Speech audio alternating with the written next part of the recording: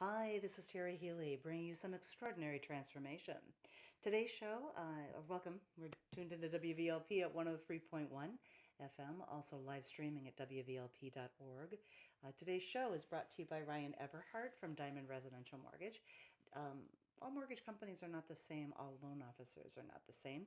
Diamond Residential is a wonderful organization, and Ryan Eberhardt is outstanding. His heart is truly in the right place.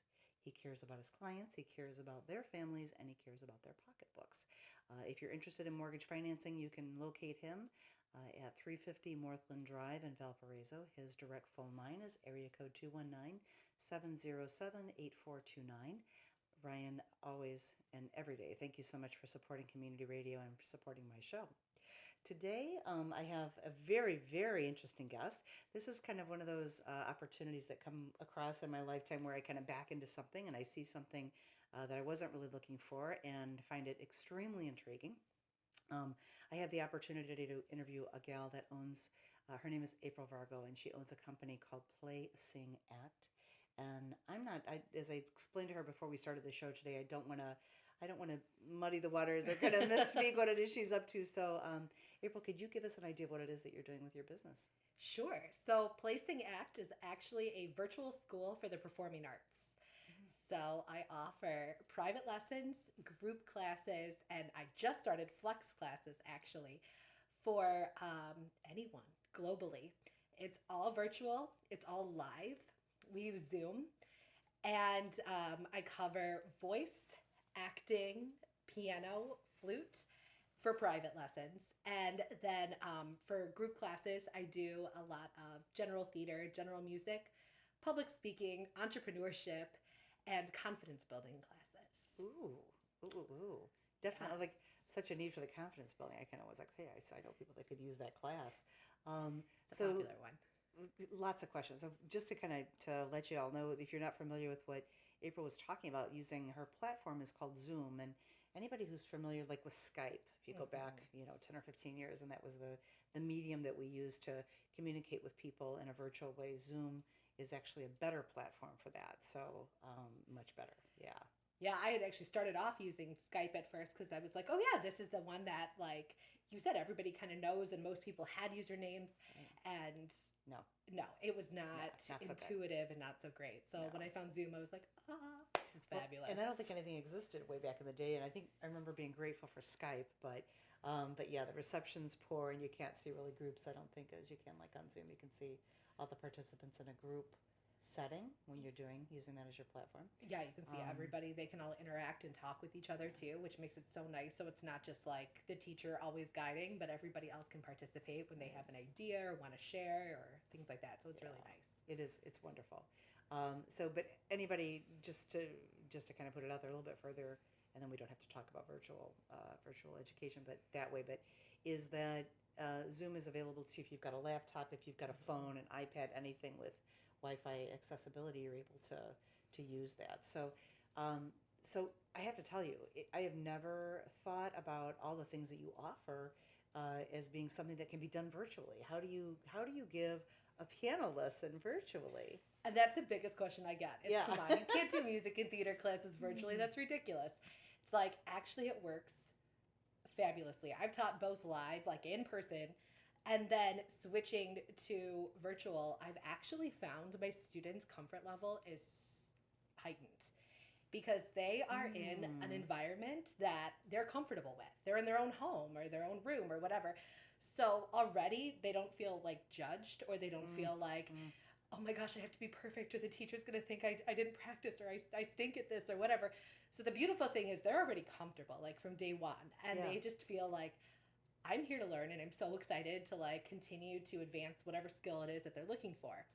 And then on my end, being able to teach like something like piano or voice, I have everything already downloaded for them. So let's say something is piano. I do work out of different books. And so I have all the virtual copies right there. So I can actually sit there and show them and point out exactly what it is I want. I can share my screen. I have a secondary camera so I can switch perspectives, and I have a piano as well that I teach from. So then I can switch perspectives and show them, hey, if I need to model something, you can see it. And then things like my voice students, they get hard copies, like PDFs of all the music we work on, and then they also get WAV files. So when they're practicing their music, they're not going, oh God, what do we do during lessons? And I've got to remember all of this like music. And what if I'm singing the wrong key or, out of pitch? And I said that wrong. What if I'm singing the wrong pitches and out of key? Now they have the entire everything right there. So they're practicing exactly as they need to be. And I give them first just melodies and then full accompaniments. So they're all gradually getting what they need. And then again, I can model everything live, and then they can go off and they can also perform and do their thing. Wow. It's like probably by the end of the show today, I'll have my head wrapped around it. But for somebody who took piano lessons for a number of years, it's like hard to imagine. So when you're teaching somebody, like just let's say piano, you're not able to see their fingering then. You have to listen. You hear I can see their fingering. Okay. So they have their own camera, like you mentioned earlier, is you can do it from a phone, a laptop, any iPad, or any device really that connects to the internet. So when they're logged on to Zoom, I ask them to position it in such a way. So I do it both by ear and by sight. Okay. So sometimes if I feel like I don't need to see, like sometimes my piano students, I like to look at their face because they like to do this. Sure. They like to look down. Right. So I actually find, okay, I want to see this, and I'm not really, I've already seen the hands. Yeah. And everything that I'm listening for, I'm like, nope, you played the wrong note. We're going to go back. We're going to fix that. And I can always ask them to reposition as well. Yeah. So everything that they do, I can see everything I need. Nice. Well, that helps. Now it doesn't take the end of the show for me to get my head wrapped around it. I should do that. So I'm going to guess that you studied piano and flute then when you came up and were educated in things. So I'm not an athletic person, first of all. Okay. So growing up, we tried sports and we did that whole yeah, we got this. But it was very clear as I got older that just was not my thing. Yeah. And I had been doing music and theater my whole life. So I started in kindergarten with just piano lessons. And then I later went to flute in grade school. And that actually ended up being my major in college. And then I also sang all throughout middle, high school, college, and then professionally as well.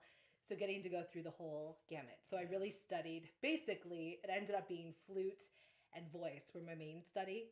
And then acting and directing, I also got involved in. And I actually got to start directing when I was in high school, continued through college. And then my first job out of school was at a small Catholic school where I had to be everybody. So I was the general music teacher and the choir director and the musical director and the worship director, so everything. Wow. And so there is when I really got to also play with different things and hone my skills. And then ever since, I've been like, well, we're going to stick with the theater and the music because that's really where my experience and my passion really lies. Right. So I just kept evolving those aspects of my career. Well, and that's where you're very gifted. Anybody who's tuned in can see it. You're so Thank vibrant. Thank you. You're sparkling. And I was going to say she's got a theater background in case anybody couldn't pick it up. But I don't think you would have had to say it for somebody to kind of catch it about you. It's interesting to me though that you would be. It probably just speaks to how you're wired cognitively, but that you would be as comfortable directing as you would be on stage, because I could certainly see you commanding a stage. Yeah. Yeah, audience has never bothered me. Like some people are very afraid of I kind of fed off it. I really enjoy being in front of people. And I loved performing and it was fabulous. But then all of a sudden when I found I can kind of be in charge of all of this. And then I had these big concepts of, I saw this whole show. When I'm about to go do a show, I can see a whole show evolve in my head, basically. Everything gets played out where I want everyone. And I was like, this is cool too. So then all of a sudden I started putting a lot of my energy towards that. And I found very quickly that started taking a lot of my time. And I'm one of those performers that I'm a perfectionist, when I perform. Yeah. So if I can't do it perfect, it's one of those things that it's I'm putting all my effort here that I felt like I was not really able to give 100% to performance. So I really started going more towards direction and teaching. And I loved it. So I do still perform here and there, but nothing that's, nothing that's big and over the top. Then it does speak to the cognitive wiring, because I can't see. I'm like, I couldn't imagine seeing all the players and all the pieces in the show evolving in my head before it actually hit it. So how often now, like, and this is kind of not so much your business, but in your personal arena, how often do you get to exercise that muscle and go direct a production? Well, I've actually been directing for 10 years. Okay. And 11 years actually, sorry, 11. And I just closed the last show I'll be doing this past fall. My husband and I are actually expecting our first child in like 2.5 weeks here. So she's coming soon, hopefully. But I decided to be taking a break from directing because it does take a lot of time. It's all your nights and all your weekends, which is totally fine when you're doing it. But now expecting a new baby, trying to run a business and take care of a baby and then go and direct is just not going to be feasible right now. So directing is going to be the thing that is taking a back seat right now. Wow, that makes sense. Yeah, so my last one was closed in November. Wow. Well, then I'm wondering too, like you talk about your baby coming. I'm thinking, I wonder if she's going to be like inclined that way. Wouldn't that be handy? Oh, I really hope she is. Yeah. Like, because then you could do what you want to do, and she could do what she wants to do, and I know. I keep telling Jason, I'm like, oh my God, Jason, if she's athletic, I don't know what I'm going to do with her because I won't be able to relate to her at all. Like, so, I mean, it's a joke in our family, but I'm just like, I really hope that she's like, loves the arts or dance or something. Yeah. But we are totally those parents that whatever she enjoys, I want her to be happy. So, and you'll be cheering her on. Yeah. So I'm not going to be a stage mom at all. I promise. Those are not my favorite people to work with. So I will definitely not become that. Yeah, that's not your personality, but I can see you like, creating something that helps her, kind of live that out, and then it helps other kids or whatever, like kind of creating something that everybody gets to win. Yes. Is kind of the conversation. That's the goal. I kind of want to spend a little bit of time because maybe getting a little bit more of an idea of what your background was and what kind of led you to. We're going to segueing back to business, by the way. I got you. Kind of led. Come with me. Kind of led you into creating this business that you have. Where'd that come from? Well, it actually came from kind of a negative situation that got turned positive. So I was in the classroom for 8 years, and I had taught at 2 private schools and then 1 public school. And the schools I taught at, they're varied. They were every socioeconomic, class of people that you can think of, and I mean every demographic. And education in general, for any teacher who's watching, I'm sure you're sitting here nodding, but education in general, no teacher goes into it thinking what it's actually going to be. You go into it and you go, oh my God, I want to make a difference and I want to inspire, and I want to meld future generations. Like, that's the goal. That's why you go in there. And you find out that it's actually a very negative environment to be in, and it's very difficult because you have a lot of red tape. You have some very well-meaning people, but then you also have some not so well-meaning people. A lot of the times, parents that you deal with, there are fabulous parents out there that I'm like, oh my God, I love them. But when you hear from a lot of parents, you usually hear from the complaints, and you hear from people that are very upset. Sometimes it's that their child didn't get an A, and they were very mad because they just feel like their kid should get an A. And then other times it was, they didn't like another kid in class or whatever. So there was a lot of complaints that way. And after a while, it just starts to kind of beat you down. But this last school I was at is actually an inner city school. And we started to have a lot of issues with gangs and a lot of issues with other,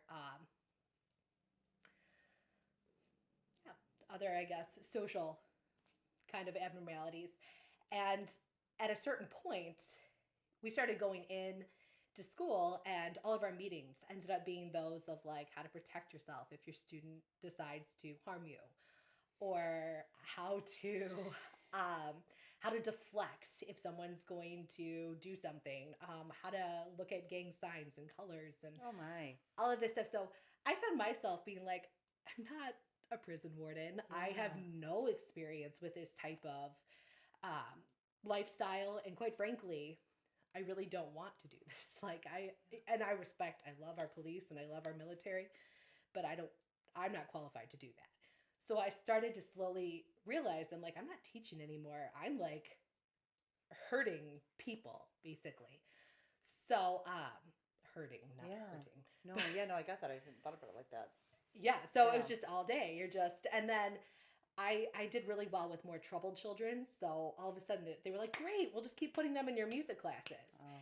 And so before I knew it, I had all these kids that were behavior issues. Right. And I'm like, I'm not even teaching anymore. I'm just trying to get you guys not to like kill each other. Like, this is ridiculous.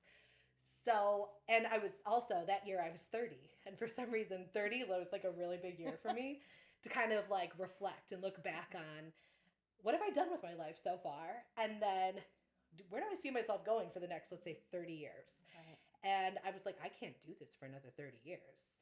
And I found myself like waking up with chest pains. And I was just like, this is not, I don't want to do this anymore. So at first I did a lot of, maybe I just need to totally change careers. Like, maybe this is it.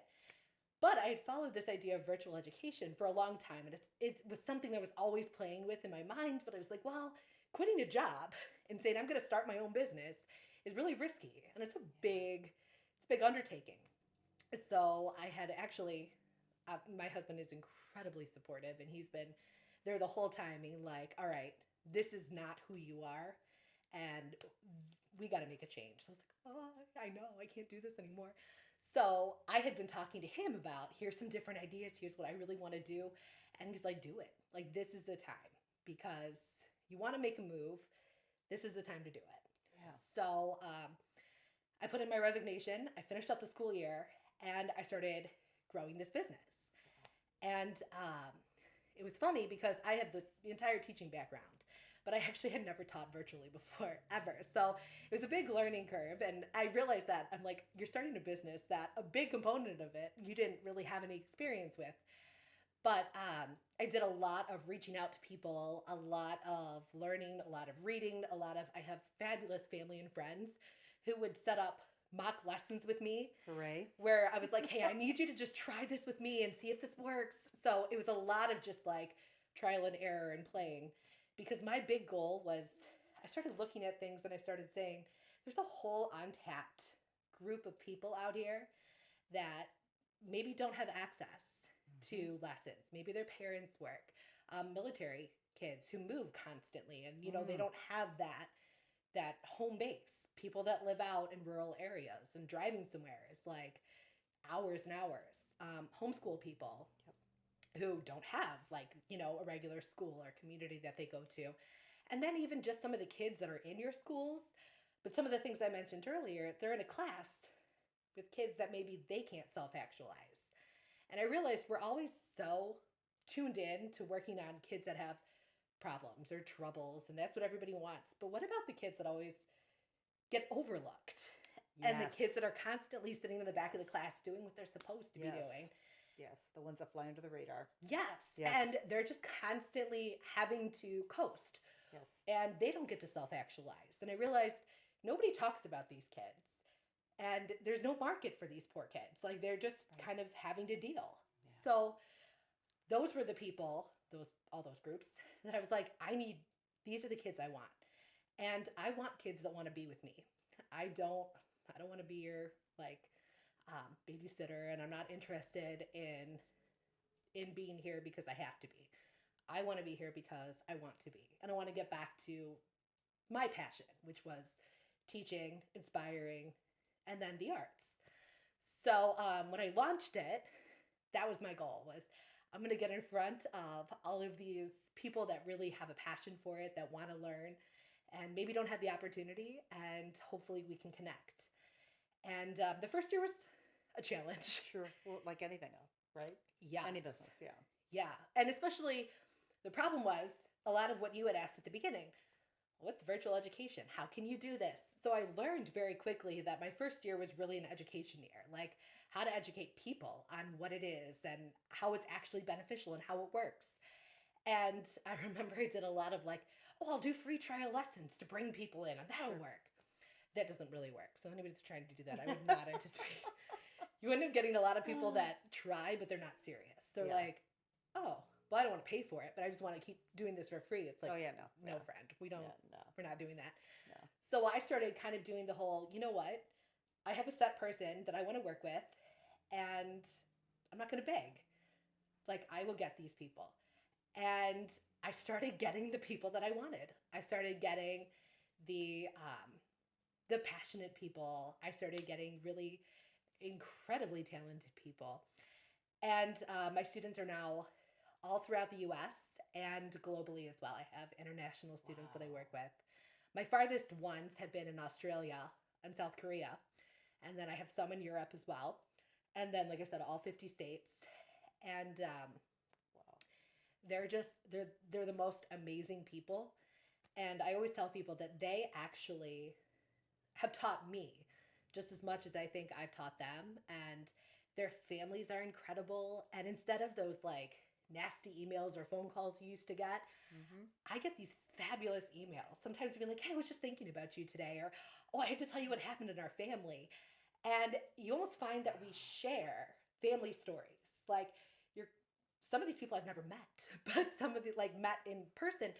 But you become part of their lives, like an integral part of their lives. And they also with me, which was something that I did not anticipate.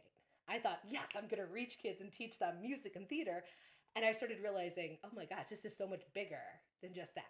Mm-hmm. And you really get invited, like I said, into their lives. And some of the things are, some people are battling some serious things. Like I have some people, unfortunately, battling cancer, and you're with them the whole time because you're like, hey, how treatment go today? What's going on? And then I have some other people who just have the most amazing things in their lives going on, and they send me, hey, here's a video of what happened today. You need to see this. And Wow. so it's like, it's hands down the best job in the world. So you, wow, there's just so much in what you were just saying. Like, so really, I mean, you're providing that service, and that's a fantastic thing you're offering, but you're also impacting lives. Yeah. Yeah. When you take a step back and you really think about I it, see it. I'm that- like, that's the biggest thing that I was not expecting, to be quite honest. That was like my biggest kind of shock factor, is that it wasn't just about teaching and then I log off and you're a distant memory. It was much more about becoming more than that. well, and I think that speaks volumes to you because it has something to do with the way that you're presenting what you do and how you just are, how you roll is Thank creating you. that, and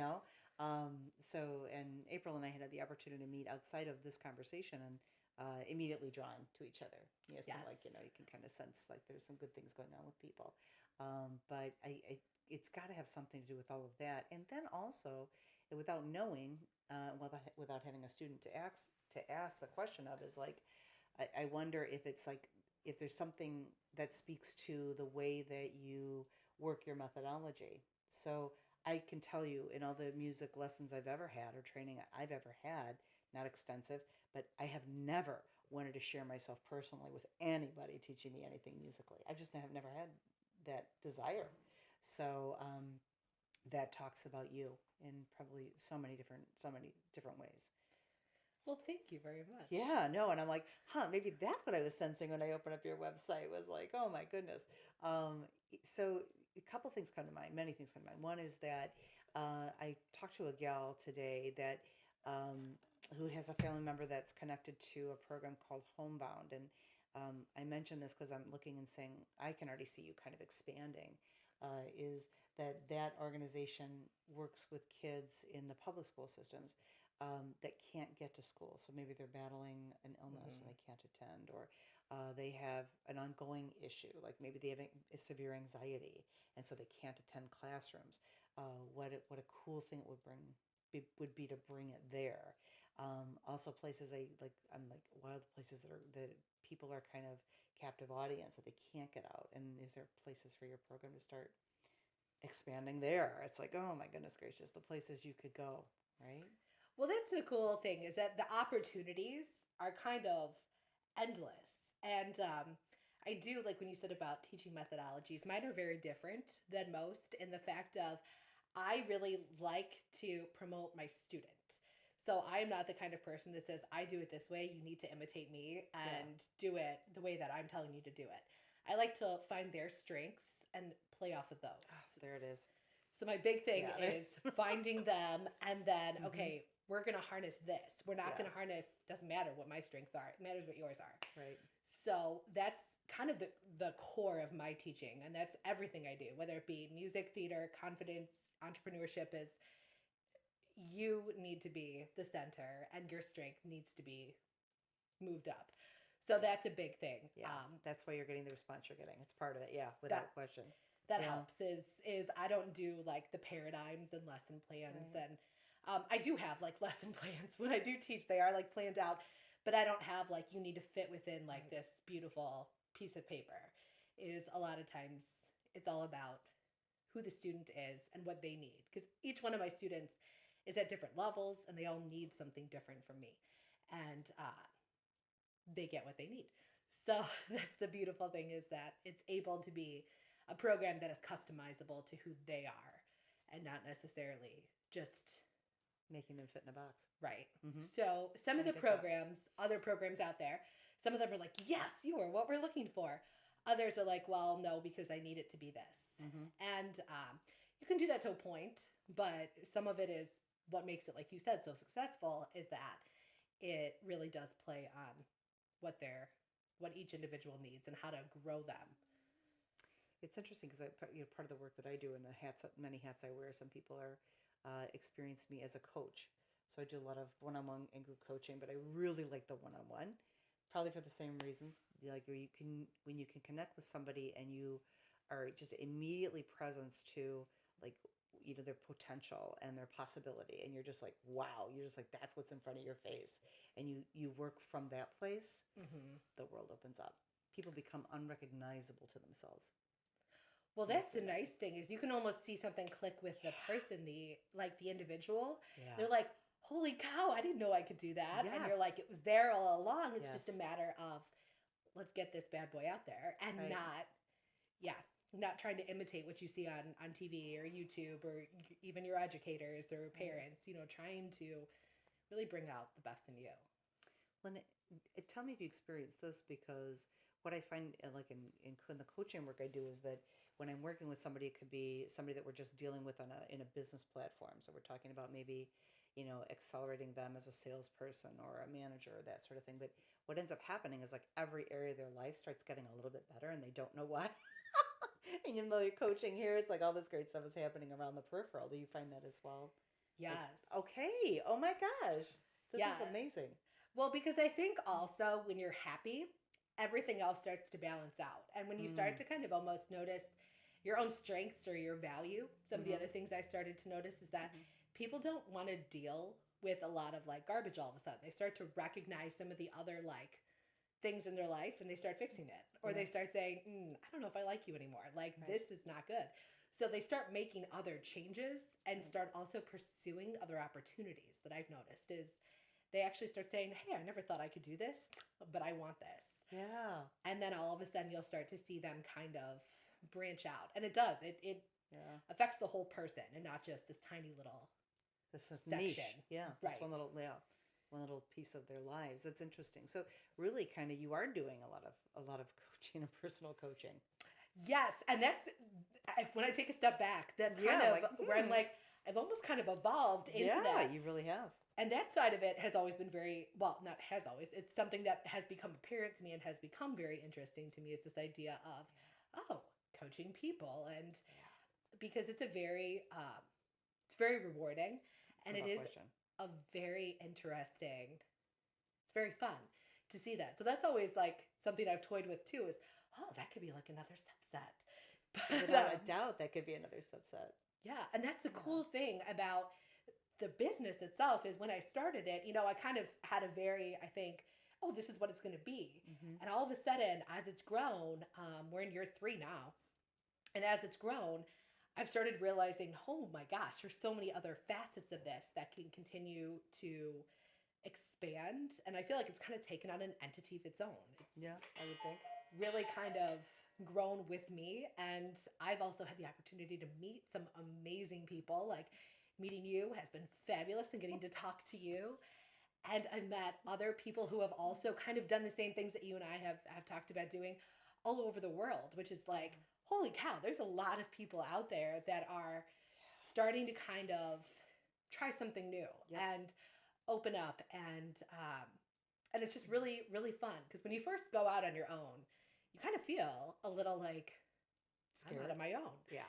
And there's no textbook to tell me like what I need to do. And a lot of people, you know, you're going to do what? Oh my God. Like people are skeptical because, you know, there's a lot of, the failure rate is pretty high.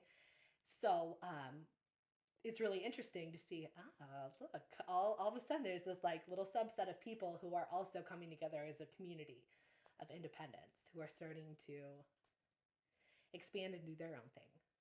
And I think, you know what, aside from just the regular challenges that you've got when you hang a shingle and say, I'm going to go do this venture, is like I can't imagine because I've done it, but it's stepping out and coming into being something new, something innovative, you know what I mean? And they're not, like if you said, Teri, I want to be a coach when I grow up, and you know, you can ask Professor Google, there's 10 things that are going to pop up immediately saying, you know, learn our coursework and go through our rote and you'll be able to, you know, create a lifestyle coaching. Where what you're doing with the virtual education, it's like, I don't know that, I'm sure that there are other places doing it. You said that there are other platforms for it, but it's not like it's out there and we all know about it. And there's tons of places that go, let me train you to do that. Because there's all that train the trainer, you know, coach the coach kind of thing, but nothing to teach you. So here you are kind of going, what do I want it to look like? What are the goals I want it to accomplish? I love, and I have to pause and say, if I don't drive this one home for everybody listening, that, you know, your comment of saying, I'm not just going to take anybody just because I desperately need bodies. You know, you said, I want this. This is the client I want. This is the feeling I want to have attached to it. And then you just kind of dug your heels in and just said, I'm not going to stand for anything less than that. I'm not going to tolerate anything less than that. That's amazing. And that was the thing that everyone called me crazy about. Because you're like, you're starting a business, you don't have the luxury to do that. I was like, you know what? Oh, yeah, you did. I don't have the luxury to feel as like horrible as I did this last year. Yeah. So no, this is what I'm doing. And it was really interesting because you start realizing like, you know, that, what is that, field of dreams? If you build it, they will come. Yeah. And I started realizing, you know what? There's something I'm doing wrong because I'm getting the wrong clients. So I need to like, being picky is what I need. Yep. And it really worked because all of a sudden, once you start getting the quality people that you want, they start telling other people about you as well. And then you start realizing, I'm getting good people because they don't want to be associated with lesser quality. Right. They want a certain standard as well. So they're going to kind of, oh, okay, yeah, that's what I want as well. So sometimes is if you say, I take them all, well, that can sometimes come off as cheap or desperate to other people. Yeah. And it can be a turnoff that people run. Or even if they stay around, it's like almost like you've lowered your value. You've put yourself in a clearance rack. Yes, and that was the other thing I noticed was I was like, yeah, no, this is not it. Because like one kid one time was eating chips like in the middle of a lesson and the mom is standing there giving him like a 3-course meal.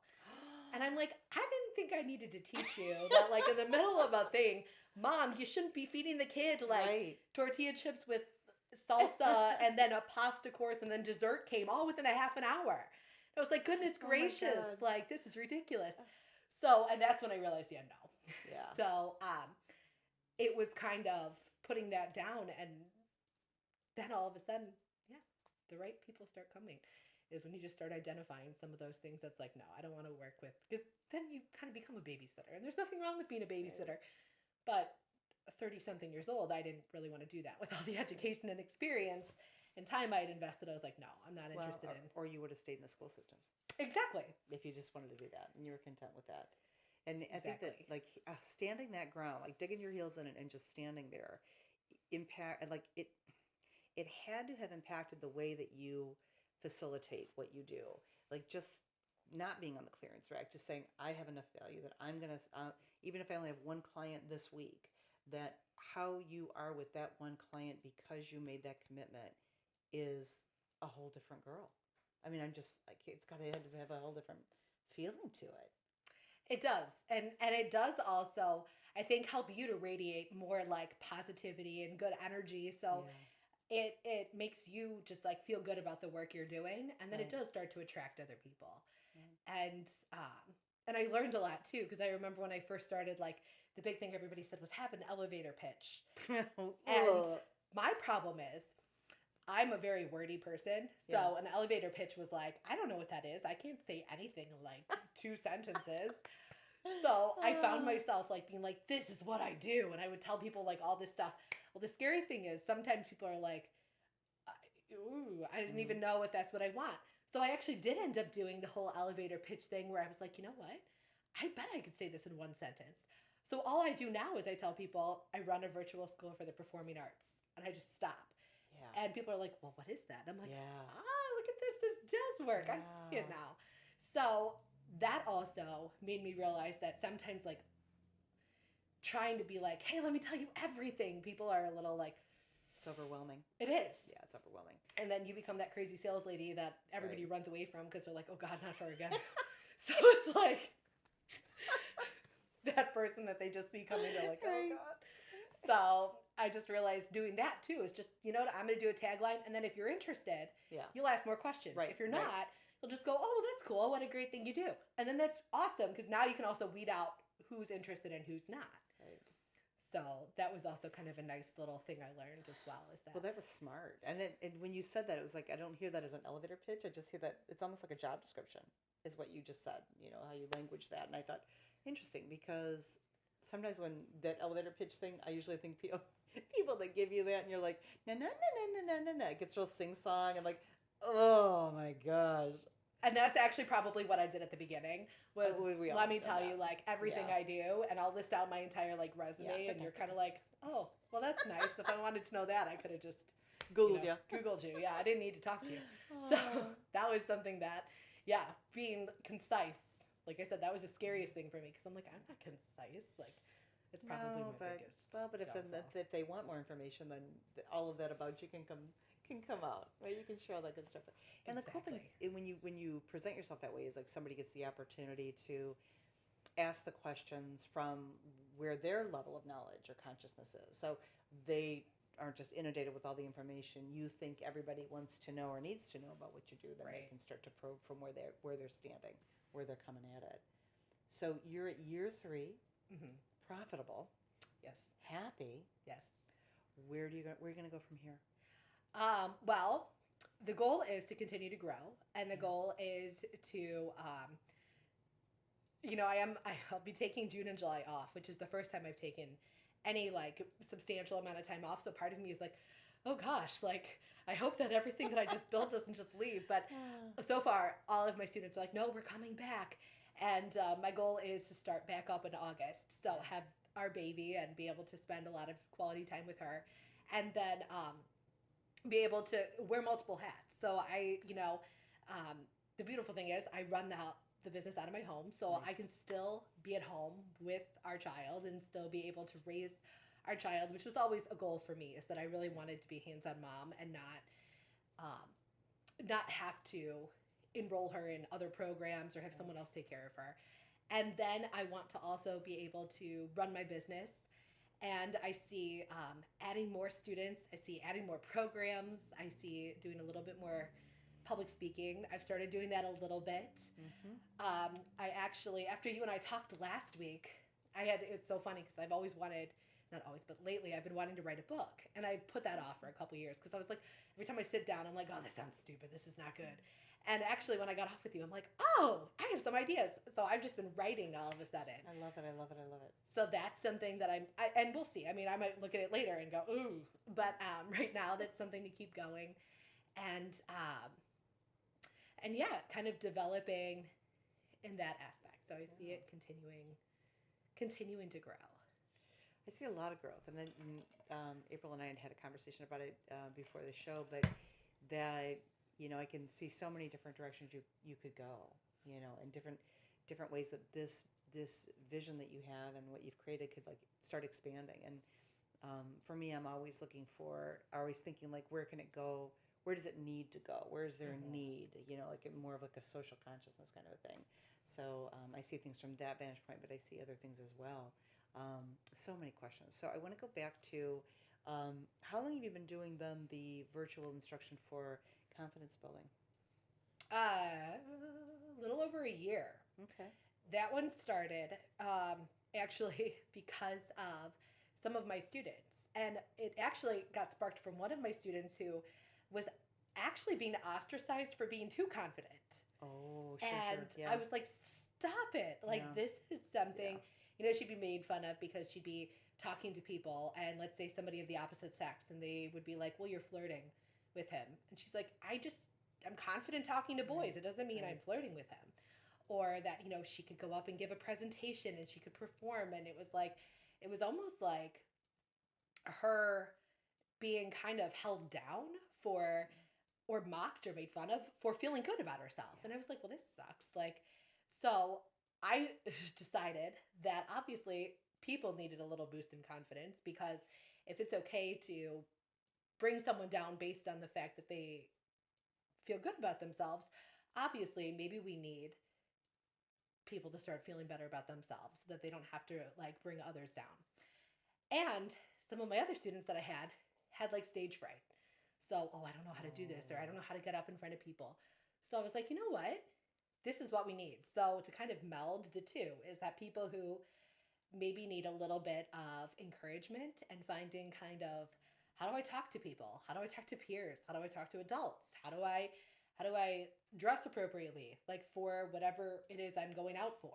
Right. How am I taken seriously? What are some awesome attributes about me that I can start to see and put out to other people? And goal setting. That is how we end the class. So about how to set goals and how to actually set them. So you don't just say like, I want to lose 20 pounds next week. It's like, well, that's cute, but that's not going to happen. Not that you can't, but healthily. Exactly. So I created like an entire step-by-step. How do you actually set a goal? Mm-hmm. And then what are the steps that you have to do in order to be successful? So we have to break these things down. And you have to hold yourself accountable, and you have to track your progress. And then I have a section at the end where it's actually like, when was my goal accomplished? And then a self-reflection. What things went well during this whole process, and what things maybe should I change for next time? And I personally do a lot of those things for both my personal and my business side, because I'm always like, what's going well, what's not? And then I got to revamp it. So that's a skill I use all the time, is that I don't want to ever just be like, that's good enough. Like, I always want to make sure that it's at its peak. So that's something that I really focus a lot on the students with. And then also just bringing up, how do you talk positively about yourself and to yourself? And how do you bring your best assets out? And how do you meet people? Because that's the biggest problem that a lot of people have now, is everyone's behind a screen. Mm-hmm. So it's so easy to like talk to people when you're like behind your phone or behind your computer. But the minute that you go out and someone's like, hi, how are you? And you're like, and then they're looking around and they don't know how to talk to someone anymore. It's like, this is a skill you're going to need later on in life, and even now. So that one is becoming increasingly popular. A lot of people end up taking that. Do you do a lot of that one-on-one, or do you do that more in the group setting? Well, it depends, because I started off with group, and then I would actually have people that contacted me and said, hey, I'd like this to be an individual class, and then can you continue coaching as a private lesson? So I actually have several students who I started off as using the curriculum I built, and it was kind of like, we'll do the 4-week curriculum, so that's kind of our like bringing it up and kind of a speed, introduction into it. And then the parents have asked me to stay on and to teach their kids. So then basically it's like, it becomes a lot of talking about, so what happened this week? What's going on? How did your week go? And then what are some goals that we want to set? So we're constantly working on whatever it is that the student themselves wants to work towards. So maybe if it's being comfortable out in public, maybe if it's being comfortable with themselves, their body. That's a big thing, especially for women. That's huge. It's a huge problem. Just feeling confident in your skin, and knowing that you got it, lady. Like, do your thing. So, and yeah, so a lot of people have been doing it, and then I do get some people too that do have the I'm confident but I'm afraid, because I do get kind of bullied about it. So it's Yeah. like, okay, well, Yeah. that's their problem, not yours. So let's Yeah. like figure out how to still like let you shine and ignore these people. Right. So that's a big thing too. So it's a lot of kind of individual, it becomes kind of an individual coaching thing. Well, and I think that I was going to say it's only that would only be 2 kids, but I can see that's happened. Like for me personally, as an adult, when I'm confident and I'm owning that, I've had some pushback from women. Oh yeah. I'm like, really? I'm not here to steal the the light from anybody else, and yeah, Oh yeah. yeah. I've had a lot of problems with that growing up myself, and even as an adult. Isn't that Is crazy? oh, it's and I think that's why I identified with that student so bad, because I saw it and I was like, oh my God, that was me. Like, Yeah. I mean, I was the one being made fun of, not the one bullying somebody. Right. But I realized that it was like, just because you can talk to somebody doesn't mean I want your boyfriend, and it does Right. not mean that I'm trying to like Right. steal your thunder. This is just like who I am, and I'm Right. I want to talk. I want to be out in public. I'm sorry, I don't know how to sit quietly. Like, that's just not who Right. I am. Or apologize for who you are, Exactly. or apologize because to somebody else's uncomfort. Well, and that's the big thing that I've Yeah. talked to a lot of people about Yeah. is, that's Yeah. they're the ones who are uncomfortable. So at a certain point, yeah, you can't start making yourself feel Right. bad. Right. Or like, yeah, diminishing your light or apologizing for all that kind of stuff. Exactly. Do you think? I mean, gosh, look at all the things you're already doing, and I'm like, and we've got baby on the way, and other things happening in your life. It's like the thought of expanding. I keep going back to kind of seeing where you might go. What you might end up doing, and will it have a little bit of tentacling into some social service kind of thing, and just places where there's some hardship. Is it gonna? Who knows? Who knows where that is gonna end up evolving. Um, Also, too, when you and Jason become parents, it's like your vantage and your scope's going to change too. Well, and that's why right Yeah. now I'm kind of like leaving that open about exactly where it's going to go, because I Yeah. know that that's going to be a big change, and Sure. there might be something else that sparks me and says, actually, Exactly. this is where we're going to go with Yes. it. Exactly. So right now, I definitely want to continue to do what I'm doing, and then the expansion is going to kind of depend on what happens with this little one and kind of Yeah. where life takes us as far as Yeah. that goes. Because a lot of the things that have happened, I would have never planned on, and they've been amazing. So I definitely don't want to say, well, it's going to be this, and then Yeah. it ends up another opportunity presents itself, and you don't want to be like, no, it didn't fit within this. So Well, no. Thankfully, you're flexible, but it's like you guys will change as people. I mean, that's just what we do yeah, when babies come on the scene. yeah. Yeah, we become different people all the way around. So are you still looking to expand your students? You still looking for additional students? Yeah. So Okay. additional students, I will be taking them on. I can take them on in August. Okay. So this is actually my last week of teaching. Thursday, I said I'm cutting it off just in case she comes early, and that I'm Yeah. not trying to. Hey guys, I need to reschedule, or I need to do this. So I will not be taking anyone on new until August. So anyone who wants to contact you, what's the best way to reach you to talk about getting your services? You can either go directly to my website, which is www.Play.Sing.Act.com, or you can email me direct at Play.Sing.Act@gmail.com. Fabulous, fabulous. Yes.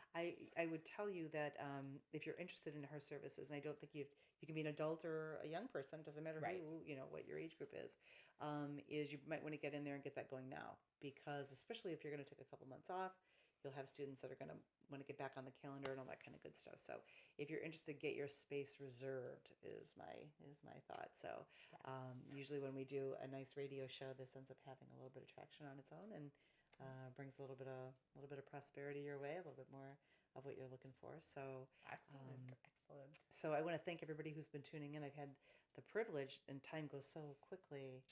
I know. I'm like, oh, an hour already. Yeah, we're pretty much there.